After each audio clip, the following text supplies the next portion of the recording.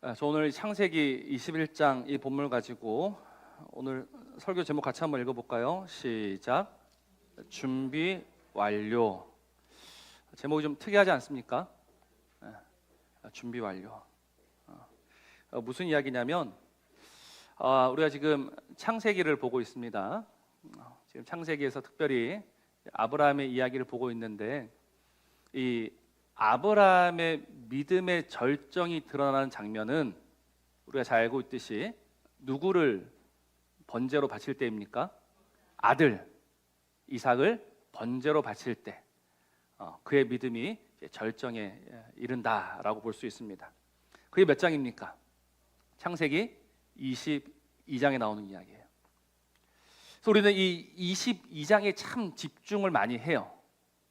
그런데 이 22장은 갑자기 나오는 22장이 아니다라는 겁니다.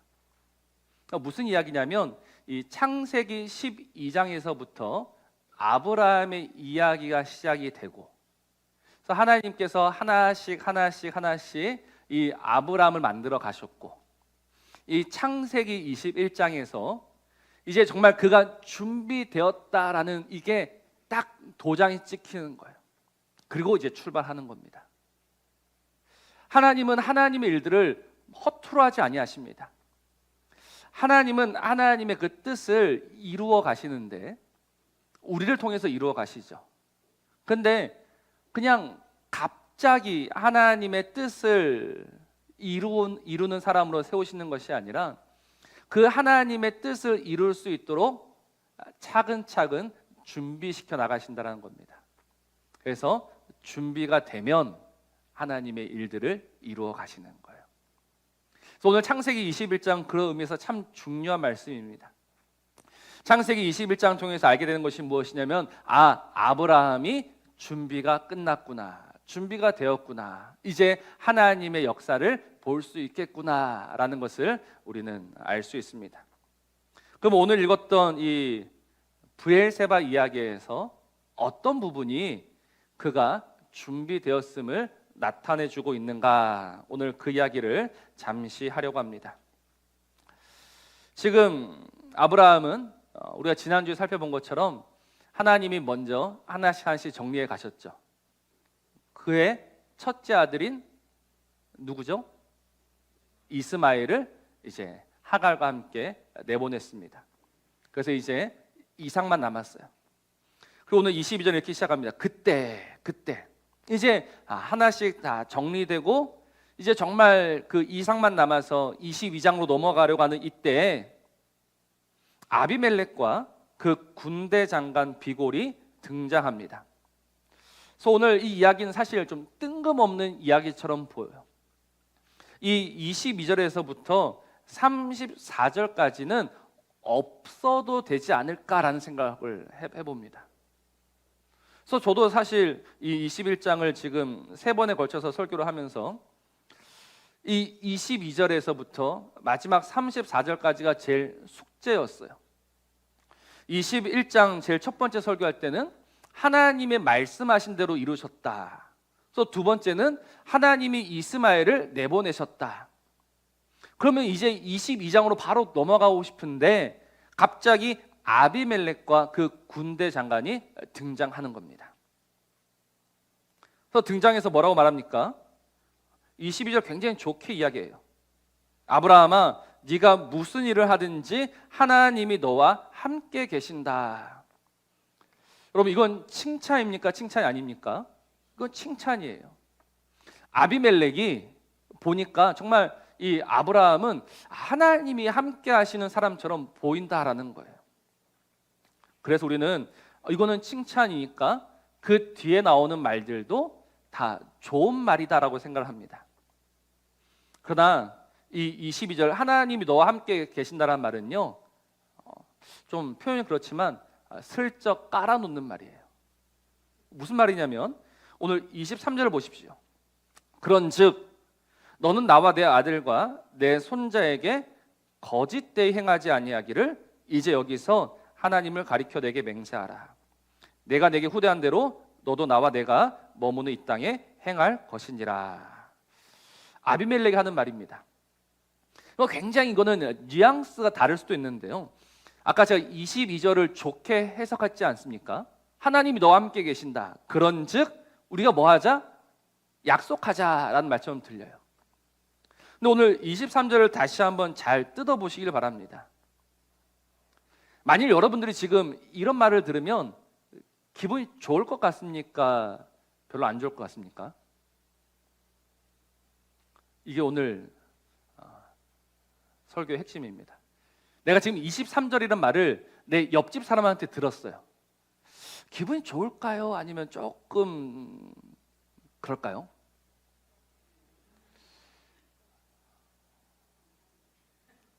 괜찮은 것 같기도 하고 아닌 것 같기도 하고.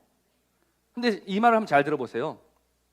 그런즉 너는 나와 내 아들과 내 손자에게 거짓되 행하지 아니하기를 맹세해라. 이건 바꿔서 이야기하면 너는 지금까지 어떻게 했다? 거짓되이 행했다라는 겁니다. 아비멜렉은 충분히 이 말을 할 수 있죠. 우리가 창세기 20장에서 이 아브라함이 그랄 왕 아비멜렉에게 가서 진실되 행했습니까? 거짓되 행했습니까? 거짓되 행하지 않았습니까? 자신의 아내를 누이라고 속여가지고 정말 그 그랄에 큰 재앙이 임하게 할 뻔했지 않습니까? 그래서 하나님께서 개입하셔가지고 무사히 나오고 이제 이삭까지 낳아서 이제 나는 다 준비되었다라고 생각하는데 이 아비멜렉이 와서 하는 말이 뭐냐면 야, 너는 이제 더 이상 나한테 거짓을 행하면 안 된다. 맹세해라라고 하는 거예요. 그러니까 이 말은 다시 이야기하면요, 아브라함아, 너는 지금까지는 거짓되 행했다라는 거예요. 또 그 뒤에 뭐라고 합니까? 내가 내게 후대한 대로 너도 나와 내가 머무는 이 땅에 행해라. 그러니까 나는 너를 후대했다. 이 후대하다는 말이 헤세드라는 말을 들어보셨을 거예요. 나는 너한테 정말 은혜를 베풀었다. 나는 정말 너에게 신실하게 행했다. 너도 이제 그렇게 해라. 이 말은 반대로 이야기하면 지금까지 아브라함은 헤세드를 베풀었단 말입니까? 베풀지 않았단 말입니까? 베풀지 않았다란 말이에요. 그러니까 이건 살짝 이제 깔아두는 말인 거예요. 그러니까 아비멜렉이 와가지고 야, 하나님 너와 함께 계셔. 그러니 넌 더 이상 거짓되이 살면 안 되고 넌 더 이상 그 후대함, 헤세드를 흘려보내지 않으면서 살면 안 된다라고 말하고 있는 거예요. 상당히 기분 나쁜 말입니다. 나는 나름대로 진실되이 살았던 것 같고 나는 나름대로 헤세드를 베풀면서 살았던 것 같은데 지금 이 중요한 순간에 아비멜렉이 와서 뭐라고 하냐면 아니야, 너는 지금까지 거짓되이 살았고 너는 지금까지 헤세드, 사랑과 은혜를 베푼 적이 없어라고 말하고 있는 거예요. 그러니 아브라함이 뭐라고 합니까? 이 24절을 같이 한번 읽어봅시다. 같이 있습니다. 시작. 아브라함이 이르되 내가 맹세하리라 하고. 저는 이 24절의 말씀이 참 은혜가 됩니다. 아브라함이 지금 이 아비멜렉의 의도를 몰랐을까? 전 충분히 알았을 거라고 생각합니다. 왜냐하면 지금 아비멜렉은 혼자 온 게 아니에요. 누굴 데리고 왔습니까? 군대 장관 비고를 데리고 왔습니다. 그러니까 지금 분위기는요 험악해요. 지금 아비멜렉이 그 군대 장관까지 데리고 왔다는 거는요 벌써 힘으로는 압도되어 있는 상황입니다. 그러니까 아브라함은 알죠. 이거는 예사일이 아니다. 뭔가 분위기가 좀 다르구나. 그런데 아니나 다를까 아비멜렉의 입에서는요 찌르는 말이 들려옵니다. 자신의 그 수치와 자신의 연약한 부분을 벌써 예전에는 다 잊어버리고 나는 더 이상 그 수치와 연약이 없이 이제는 조금 괜찮은 줄 알았는데 이제 이 중요한 순간에 아비멜렉이 딱 등장해서 그 아브라함의 연약했던 부분들, 아브라함의 수치, 아브라함의 거짓된 부분들을 들춰내버리는 거예요. 그때 아브라함은 뭐라고 이야기하느냐? 다른 말 하지 않습니다. 내가 맹세한다라고 말할 뿐입니다. 내가 맹세한다라는 이 말이 왜 중요하냐? 아브라함은 이 아비멜렉의 말에 반박하지 않습니다. 아브라함은 이 아비멜렉의 말을 들으면서 아니야라고 말하지 않습니다. 맹세한다라는 것은 맞아요. 나는 지금까지 거짓되이 살았고, 나는 지금까지 사랑과 은혜를 베풀지 못하면서 살았습니다라고 말하고 있는 거예요. 아비멜렉이 찾아와가지고 너는 참 문제였지 않느냐라고 이야기하는데, 아브라함은 맞아요, 저는 지금까지 참 문제였습니다라고 오늘 자백하고 있는 겁니다. 저는 이 부분이 바로 아브라함이 준비되었다라고 생각하는 거예요. 여러분, 하나님께서 이 인생들을 준비시키신다라는 의미가 무엇입니까? 하나님께서 우리를 크고 강하고 능하게 만드신다라는 겁니까? 여러분, 하나님이 우리를 준비시키신다는 의미는 그런 게 아니고요, 바로 오늘 이 아브라함처럼 나의 연약과 나의 수치와 나의 무능과 나의 볼품없음을 온전히 인정하게 만드는 거예요. 이게 준비되었다는 의미입니다. 내가 배울 만큼 배웠고, 내가 가질 만큼 가졌고, 내가 정말 모든 것을 쌓아 놓았다, 이게 준비 완료가 아니라 그 전능하시고 능하신 하나님 앞에서 나의 연약과 나의 부족을 온전히 고백하는 것, 이게 바로 준비되었다라는 의미예요. 사랑하는 성도 여러분, 하나님 오늘 저와 여러분을 준비시키고 계십니다. 그러니까 하나님이 우리를 어떻게 준비시키시느냐, 오늘 이 표현들을 할 것 같으면요, 나는 정말 거짓되이 살았습니다. 나는 지금까지 하나님의 그 모든 헤세드, 사랑과 은혜를 삼키면서 살았습니다. 나는 그런 무능하고 나는 그런 악한 자입니다 라는 이 고백을 이끌어내기 원하시는 거예요. 이게 바로 주님께서 우리에게 요구하셨던 자기 부인입니다. 아무든지 나를 따라오려거든 자기를 부인해라. 나에게는 능력이 없습니다. 나에게는 가능성이라고는 없습니다. 나는 안 됩니다. 나는 구제불능입니다. 이 준비가 되어야지만 십자가를 지고 예수님을 따라갈 수 있는 거예요. 그러니 사랑하는 성도 여러분, 정말 하나님 앞에서 날마다 나의 연약과 나의 무능을 고백하는 저와 여러분 되시기를 주의 이름으로 축복합니다. 그리고 하나님 앞에서만 고백하는 것이 아니라 우리가 교회입니다. 교회는 무엇을 이야기하고 무엇을 자랑합니까? 나의 연약과 나의 부족을 자랑하는 공동체가 바로 교회입니다. 사도 바울은 자랑할 게 참 많았어요. 사도 바울보다 방언을 많이 했던 사람도 없고요, 사도 바울보다 능력이 많았던 사람도 없습니다. 사도 바울은요, 나는 그리스도와 십자가 외에는 결코 자랑하지 않는다라고 말하고 또 하나 자랑한 게 있어요. 뭘 자랑합니까? 약한 것들을 자랑합니다.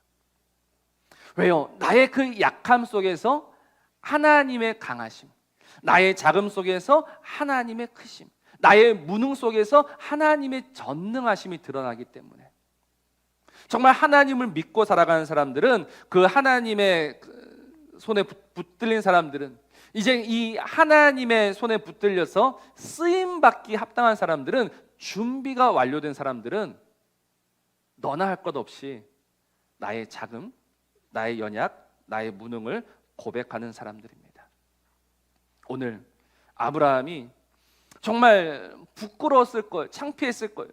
굳이 이 자리에까지 와서 나의 이 모든 연약한 부분들을 꼭 집어서 이야기해야 되느냐. 그러나 인정합니다. 받아들입니다. 알겠다. 내가 맹세하겠다. 오늘 이 아름다운 고백이 저와 여러분의 고백되기를 주의 이름으로 축복합니다. 이렇게 준비가 되었습니다.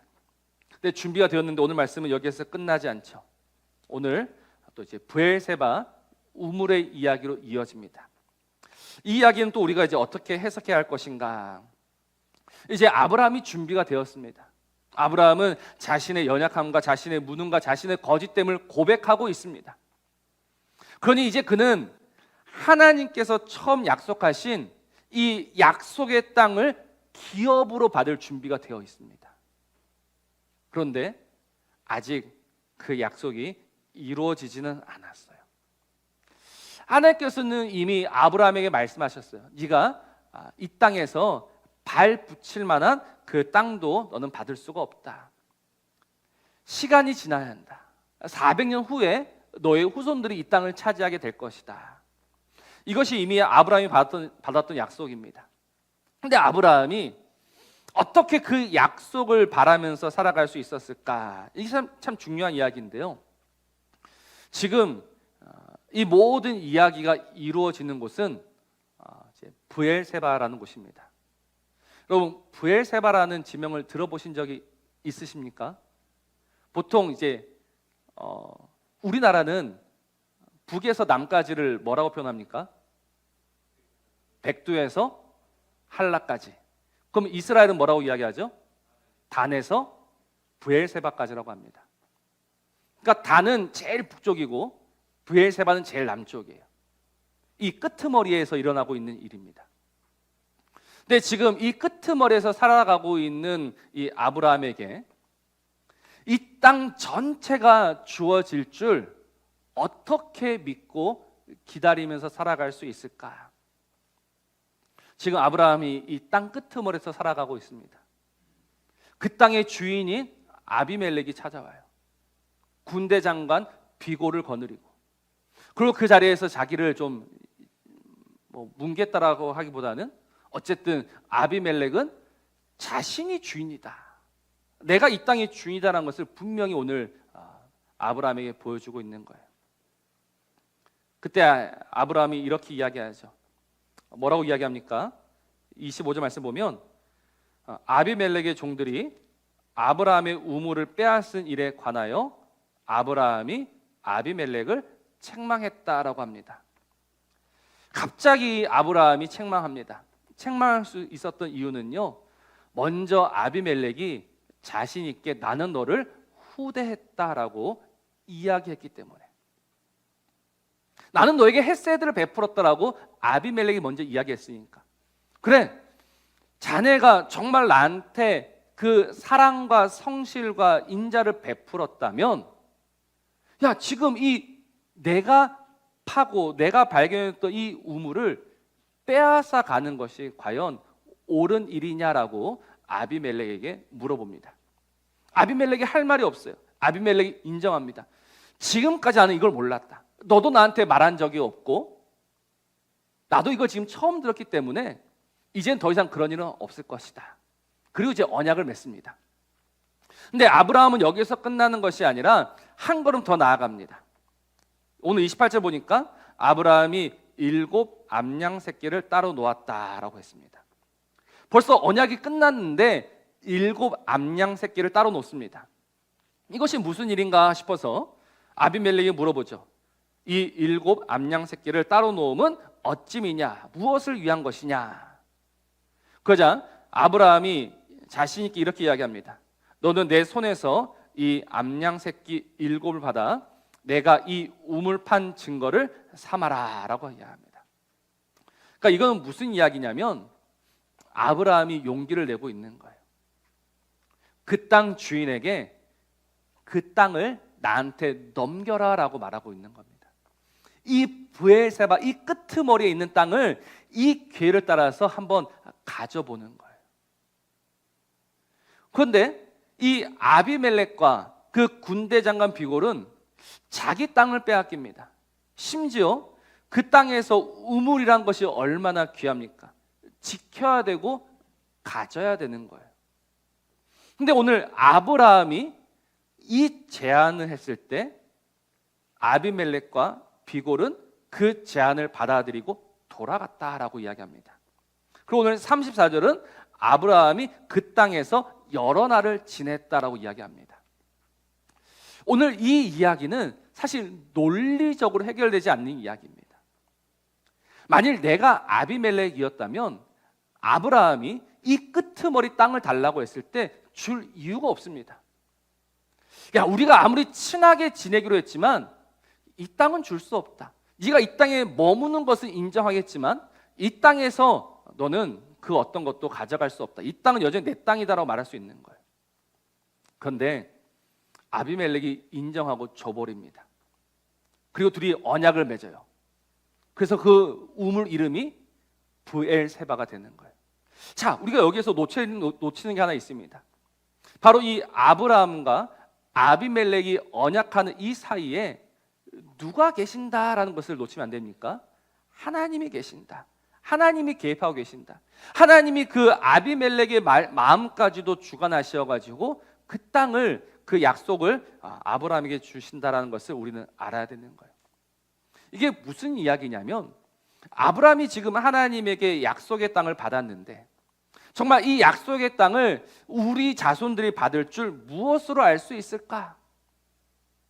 시간은 점점 우리의 믿음을 약하게 만듭니다. 아무리 준비가 되었다라고 하지만 가진 것 없이는 불안과 염려 속에서 살아갈 수밖에 없는 것이 인생입니다. 근데 그때 하나님께서 맛보기로 보여주십니다. 무엇을 맛보기로 보여주시느냐? 이 브엘세바를 아브라함에게 넘겨주심으로. 그래서 이 브엘세바에서 아브라함이 무엇을 하느냐?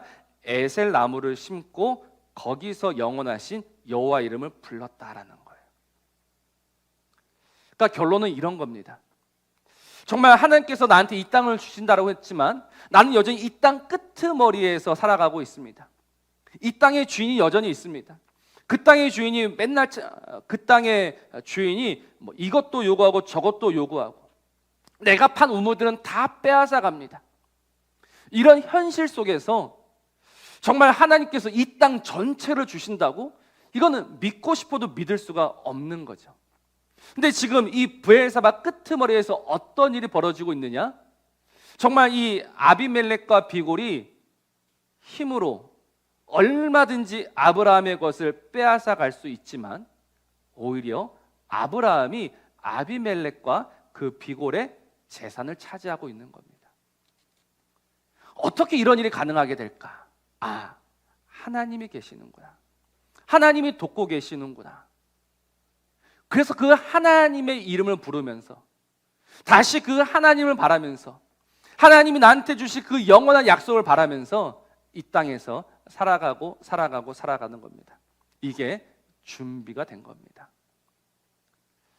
내가 이 땅을 하나님께 받을 줄 무엇으로 알까? 하나님 나한테 이 작은 승리를 주셨는데 이 작은 승리를 통해서 하나님께서 또 큰 승리를 주시겠구나. 그래서 날마다 그 자리에서 하나님의 이름을 부르면서 살아갈 때 결국 하나님의 승리와 하나님의 영광에 이르게 되는 거예요. 그래서 오늘 우리가 준비해야 될 건 두 가지입니다. 하나는 나의 자금을 인정하는 거예요. 나의 모자람을 인정하는 거예요. 또 하나는요, 바로 오늘 이 자리에서 버티며 살아가는 겁니다. 오늘 이 자리가 하나님이 나에게 주신 승리의 자리인 줄로 믿고 정말 이 자리에서 다시 하나님의 이름을 부르면서 살아갈 때 여러분 그게 준비가 된 거예요. 하나님 여기는 아닙니다. 나를 좀 다른 곳으로 보내주십시오가 아니라 하나님 여기네요. 오늘 여기에서 하나님이 나에게 승리를 주셨네요. 내가 이 자리에서 하나님의 이름을 부르며 살아가겠습니다라고 할 때 그때 준비가 된 거예요. 그래서 창세기를 보면요, 브엘세바라는 곳은 계속해서 등장합니다. 브엘세바에서 누가 살아가게 됩니까? 아브라함의 아들이, 아브라함의 손자가. 그래서 이 마지막에 야곱이 그 모든 자식들을 거느리고 애굽으로 떠날 때 어디에서부터 떠나냐면 이 브엘세바에서부터 떠납니다. 바로 이 약속의 자리에 머물러 있다가 하나님이 옮겨가시면 옮겨가고 하나님 오라 하시면 다시 오고 그렇게 살아가는 겁니다. 그게 준비된 겁니다. 오늘 너무 힘들고 너무 어렵다 보니 우리의 눈은요 자연스레 주변을 둘러보게 됩니다. 우리 오늘 오후에 나눌 말씀이기도 하지만 이 이스라엘이 망했을 때 우리는 더 이상 여기에서 살 수 없다. 그래서 어디로 갑니까? 애굽으로 도망칩니다. 하나님께서 가지 말라라고 하시지만 도망가는 거예요. 왜? 내가 생각하기에는 여기 있으면 죽을 것 같으니까. 그러나 오늘 이 자리에서 여전히 이 자리에서 하나님께서 나를 보내시고 하나님께서 나를 세우신 이 자리에서 날마다 하나님이 주시는 그 작은 승리를 맛보면서 하나님의 이름을 다시금 불러가면서 살아가는 것이 준비 완료입니다. 하나님 얼마나 기쁘실까요? 하나님 얼마나 흡족하실까요? 오늘도 나의 백성이 나를 의지하면서 나의 이름을 부르면서 오늘 이 자리에서 살아가고 있구나. 그래, 내가 나의 때에 너를 들어 쓰겠다라고 말씀하시지 않겠습니까? 그러니 사랑하는 성도 여러분, 주변을 둘러볼 이유가 없습니다. 여기저기 기웃될 이유가 없습니다. 오직 하나님께서 나를 보내신 이 자리에서, 가정에서, 직장에서, 또 내가 살아가는 곳 어디에서나 하나님이 주시는 그 작은 승리를 먼저 찾아보십시오. 하나님이 개입하셔서, 하나님이 역사하셔서 정말 우리가 바랄 수 없었던, 우리가 도저히 차지할 수 없었던 그 작은 승리 하나하나가 분명 우리의 삶 속에 놓여져 있습니다. 우리가 놓쳐서 그렇지, 우리가 생각하지 못해서 그렇지, 순간순간마다 하나님께서 우리에게 베풀어 주시는 크고 작고 놀라운 승리가요, 우리의 삶 속에 있습니다. 그러니 다시금 이 자리에서 영원하신 하나님, 영존하도록 계시는 그 하나님, 그 하나님의 이름을 부르면서 여러 날 살아가시면서 하나님께서 오라 하시면, 하나님께서 준비되었으니 이제 나와 함께 가자라고 하시면 그 하나님과 함께 승리로 영광으로 나아가는 저와 여러분 되시기를 주의 이름으로 축복합니다. 그래서 우리가 함께 고백할 찬양은요, 예수로 살리라는 찬양입니다. 가사가 참 좋습니다. 나에게는 시들지 않을 생명이 있고, 나에게는 꺼지지 않을 소망이 있고, 나에게는 하나님이 주시는 이 영원한 생명이 있으니 나는 이제 오직 예수로만 살겠습니다. 오늘 이 고백으로 우리 함께 나아갑시다.